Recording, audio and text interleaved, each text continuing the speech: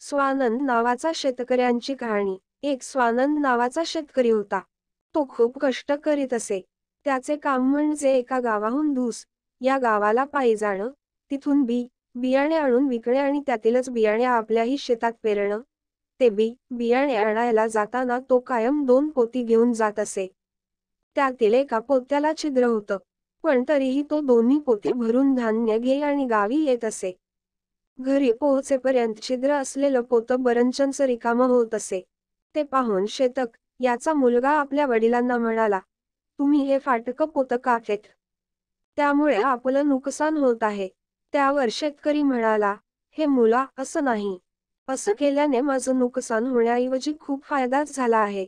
या छिद्रवाल्या पोत्यात मी शेतातल्या धान्याचं बियाणं भरतच नाही, त्यात मी तऱ्हेतऱ्हेच्या झाडांचं बियाणं भरतो।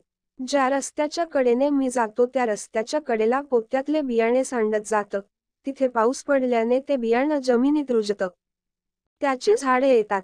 आता त्या रस्त्याच्या कडेला अनेक लहान मोठी झाडं तयार झाली आहेत। त्यांना छान सुगंधी फुलं, निरनिराळी फळं लागली आहेत। काही झाडं भली मोठी झाली आहेत, त्यामुळे येता जाताना त्या झाडांची सावली मिळते। फुलांचा सुगंध आणि खायला फळे यामुळे थकवा येत नाही आणि माझा प्रवास सुखकर होतो।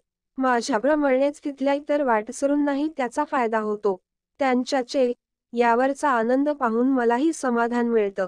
बाळा, त्या छिद्रवाल्या पोत्याने मला इतका आनंद दिलाय, मग ते पोतं मी का टाकून देऊ?